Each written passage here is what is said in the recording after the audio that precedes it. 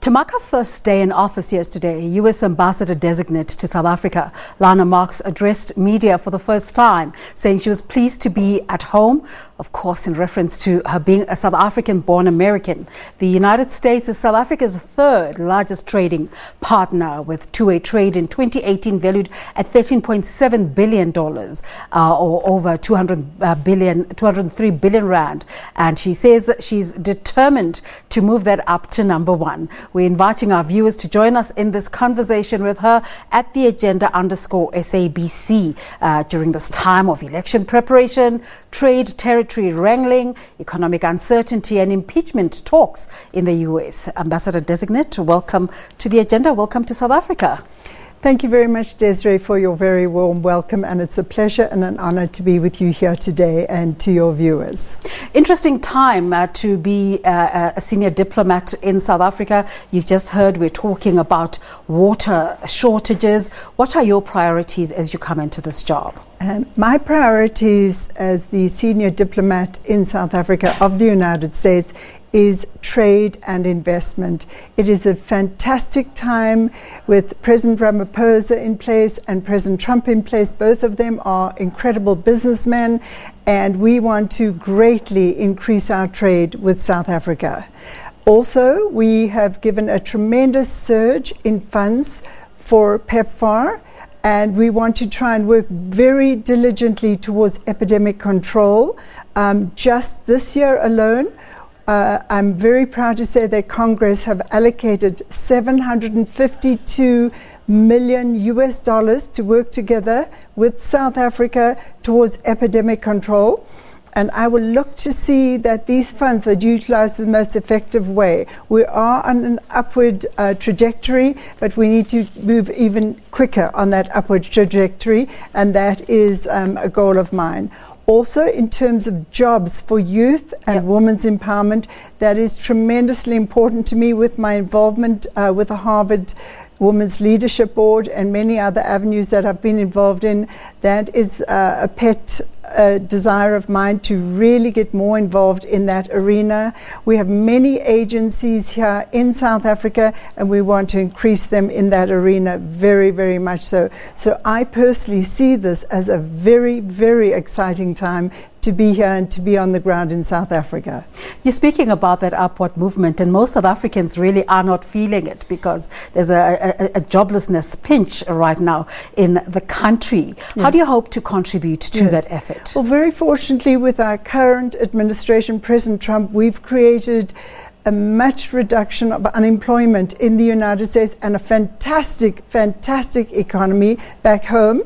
And we hope to help in any way possible we can by creating more jobs through more investment, more business in South Africa. And a fantastic example of what has just happened is with Ford Motor Company creating 6,700 more jobs in South Africa, just announced last week with the new plant, and indirectly with the motor supply chain could indirectly affect as many as 70,000 new jobs in South Africa. And we want to really focus tremendously on working together and help wherever possible to create as many jobs, to create as many programs with training, with trades. Oh my gosh, I could go on and on, but I'm very enthusiastic about this. I'm a conduit from Pretoria to Washington in all arenas, very positively. There's a bit of suspicion most of the time around Republicans. You were talking about PEPFAR earlier, and it's a project that was launched by a Republican president. What are you going to do to bring around the South African public in terms of perception of Republicans? I'm going to show by example. All I'm going to do is work to increase our already magnificent, robust relationship together, increase our trade, increase our investment in South Africa, increase jobs in South Africa, increase training, and to show by action. Action speaks louder than words. For quite a while, we didn't have an ambassador from the US. We were starting to think it's not going to happen. Is your appointment an indication that perhaps President Trump is interested in Africa, and perhaps could we see a state visit? I would like nothing more than the President to visit South Africa. When I became his candidate just after the election in November 2016, he said to me how beautiful Cape Town was, and he was most anxious for me to get to South Africa as soon as possible. We do have a very rigorous vetting process to become an ambassador. Took a while. Oh my gosh, 2.5 years. And I think part of that was the fact that I'd visited with my business 110 countries in the last 15 years. So I was looked into in all of these countries, all my activities, everything like that. And I highly respect the process.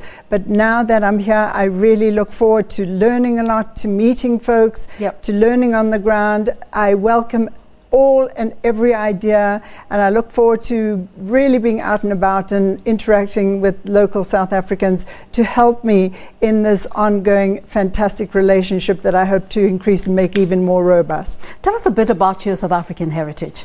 I was born and raised in South Africa in an Eastern Cape city called East London. Most folks, when you say Eastern Cape, say Port Elizabeth. I said, no, East London. It was a wonderful life. I played sport, I did ballet, I went to Stirling Primary School, I went to Clarendon High School, then I came up to Johannesburg and went to university at Wits University. I was very fortunate to play sport. I believe sport is tremendously important as a child growing up.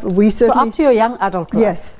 Yes, I played sport, I played a lot of tennis. I was fortunate with my tennis because I visited a lot of towns and cities all around South Africa, playing in all the junior tournaments. And now I have the knowledge of those towns. So this diplomat life started a long time ago. It did indeed, in the sports arena. And I must congratulate you at this incredible feat in the rugby with South Africa. And look how South Africa shines on the world stage. Oh my gosh, we were so excited. So let's talk about the current story right now. Yes. The whole world, including the US public, along with the US public, was glued to our TV screens last night for the first day of those public hearings that President Trump calls a witch hunt. What are your initial impressions of the Ambassador Bill Taylor and George Kent's testimony?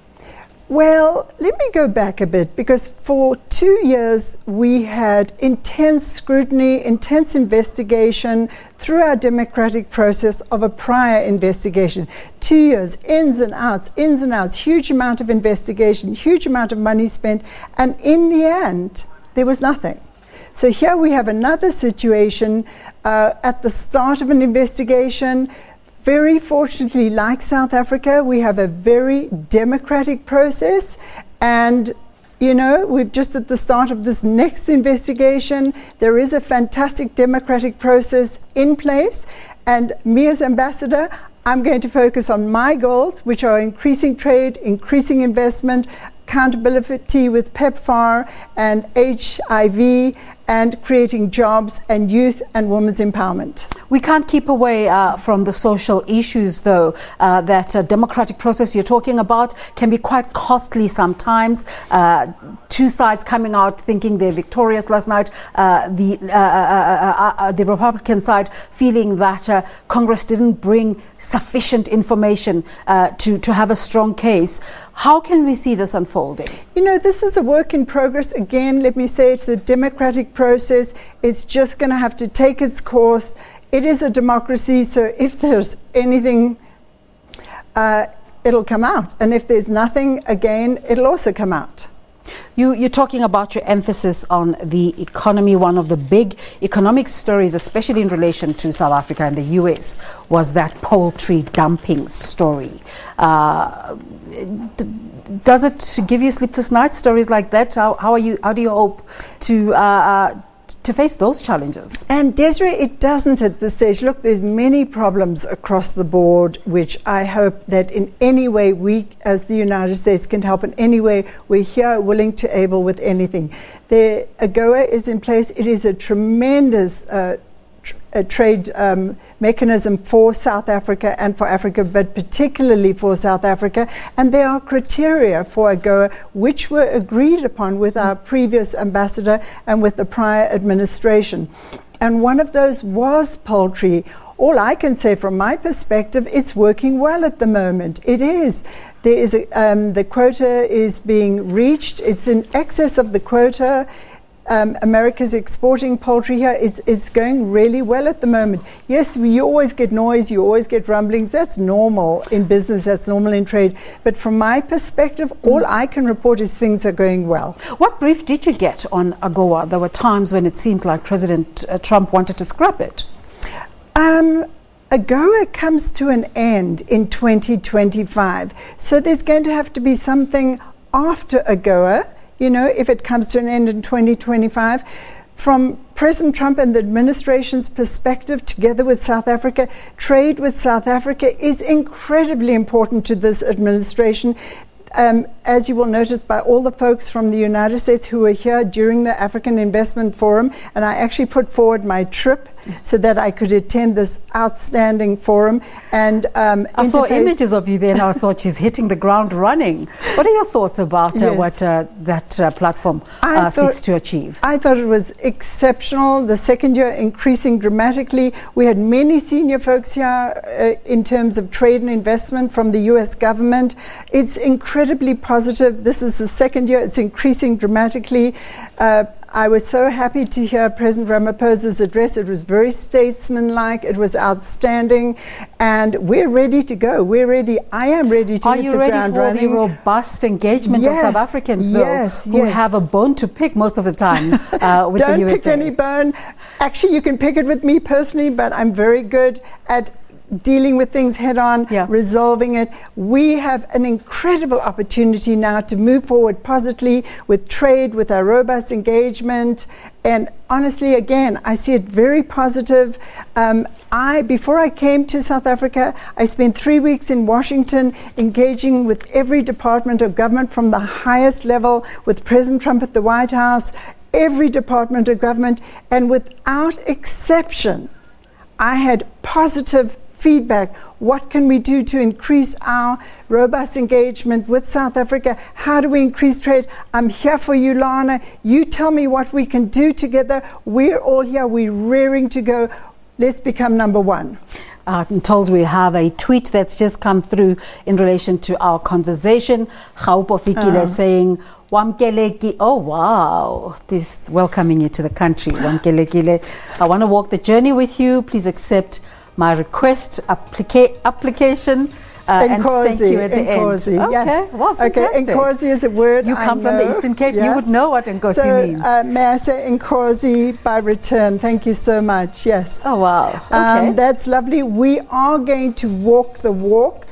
Talk the talk is not our language. We're going to walk the walk. That's why I'm here on behalf of President Trump, on behalf of this administration, on behalf of the US government, the State Department, everyone. And that's why I brought my trip forward to attend the African Investment Forum and to hit the ground running together. Action. We spoke about the public hearings as one of the current issues. Another one is the killing of al-Baghdadi. It's been reported that there are some cells that exist here in South Africa in terms of the movement he represents. How do you hope to deal with those issues?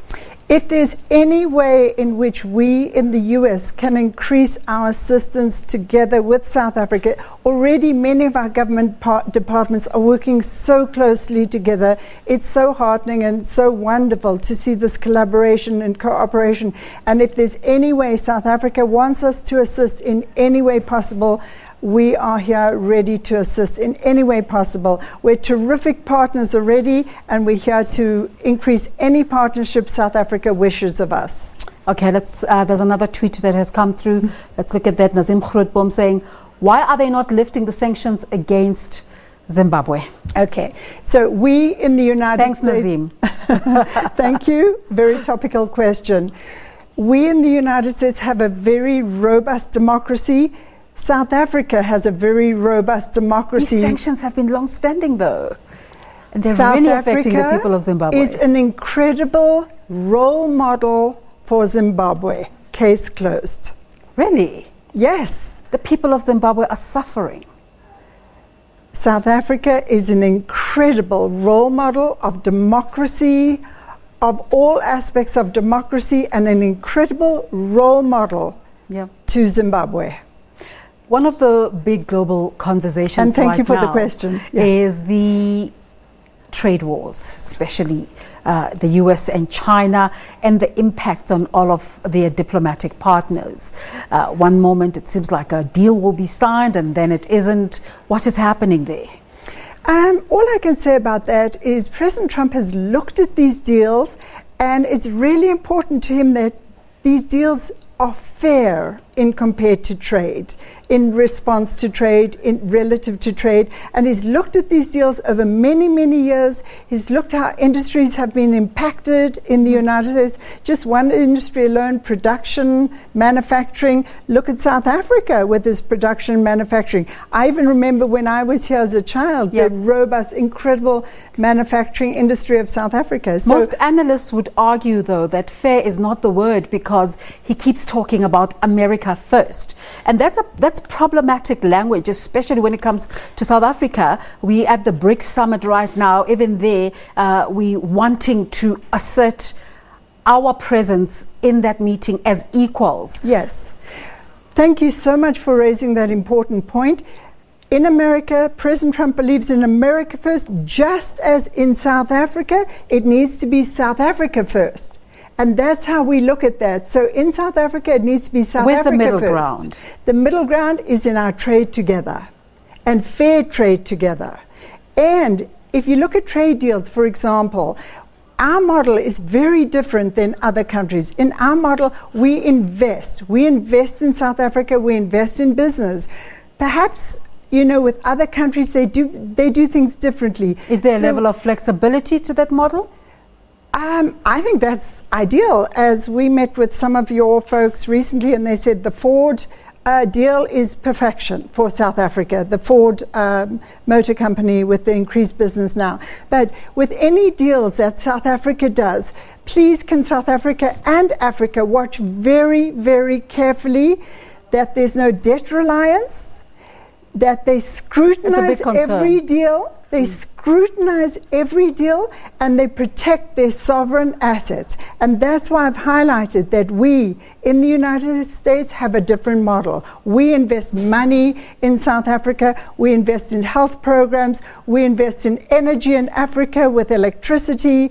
We have programs to empower the youth, to create jobs, women's empowerment. You know, there are so many programs that even I didn't know of that I've been alerted to recently, which I hope to highlight in the coming months and visit on site, and then we hope to increase those even more. So on a practical level, what needs to happen for the US-China deal to happen?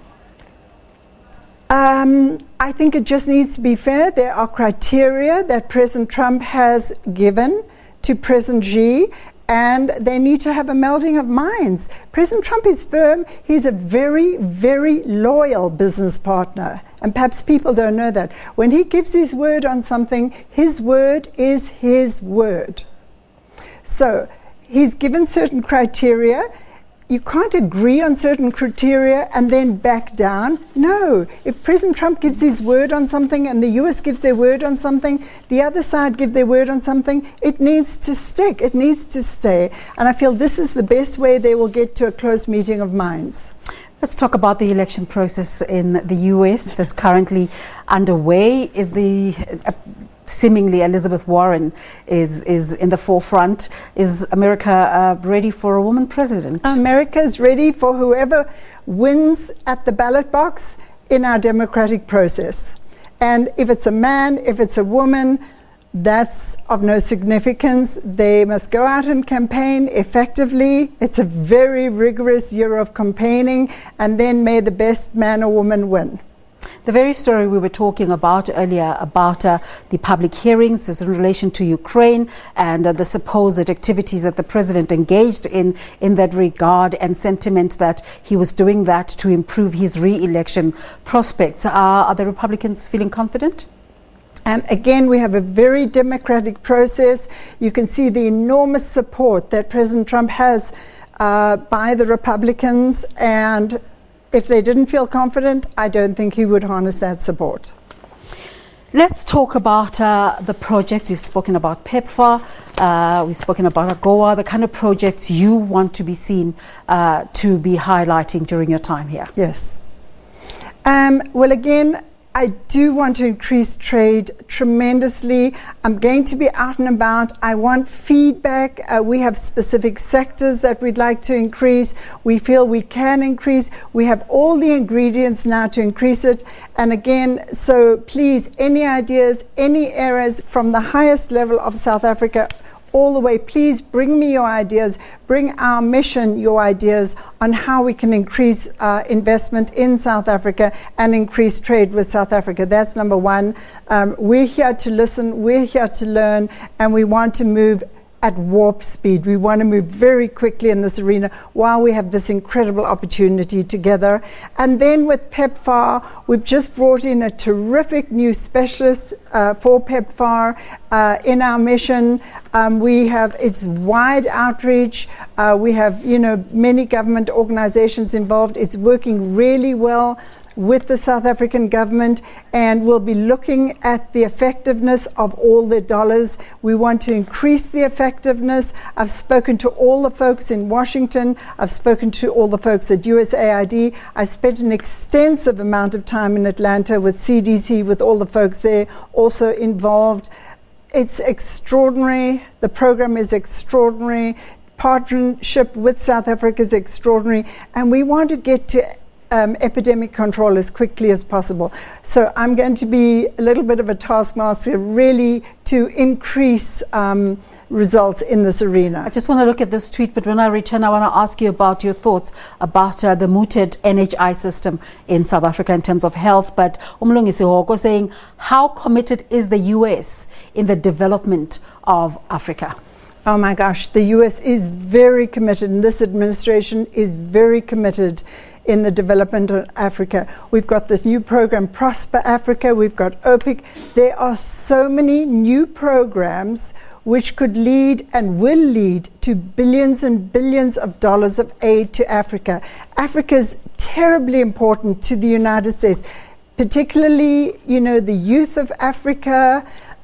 Look at what we're doing with electricity. Look at what we're doing with energy in all arena. And you are with me now on the ground in South Africa, which is terribly important as one of the largest trading partners for Africa, if not the largest trading partner of Africa with the United States. Everything is just going to increase exponentially now. And of course, Africa is very important to the United States. You were saying that besides the economic growth, you're also looking at focusing on health, and South Africa is busy working on implementing the national health insurance. What are the prospects for that kind of system? Tremendous prospects. Again, I've only been on the ground 3 days. It feels like 3 months. Your country also grapples with the issues of a rolling out of health systems. We have changes in our healthcare systems in the United States, and it's all moving now positively in a positive direction. And I think it can also move very positively here in a positive direction together. If we can help in any way possible, there are things in the works at the moment, and whatever way we can work to assist, we're thrilled and willing and able. Let's talk about youth and women. You have some thoughts there? Yes. Unfortunately, unemployment is a problem in South Africa at the moment, and we really want to do whatever we can to address this, to assist this. The youth in South Africa are tremendously important. They're the next generation. We want to assist in any way possible to create empowerment of youth, training of youth, jobs for youth, and in particular women, all aspects of women's empowerment. It's those two are so close to my heart, and I think you'll see some action on those fronts in the coming months on the United States with South Africa. Please watch. And finally, the perennial question, what's in it for the US? What's in it for the US? South Africa is the anchor of Africa, and it's in a tremendously important continent. South Africa offers so much, and the US offers so much. We have so many similarities. We have a great, robust relationship. We have many issues in many manners. We can help each other together as a partnership, and I look forward to increasing that already robust relationship.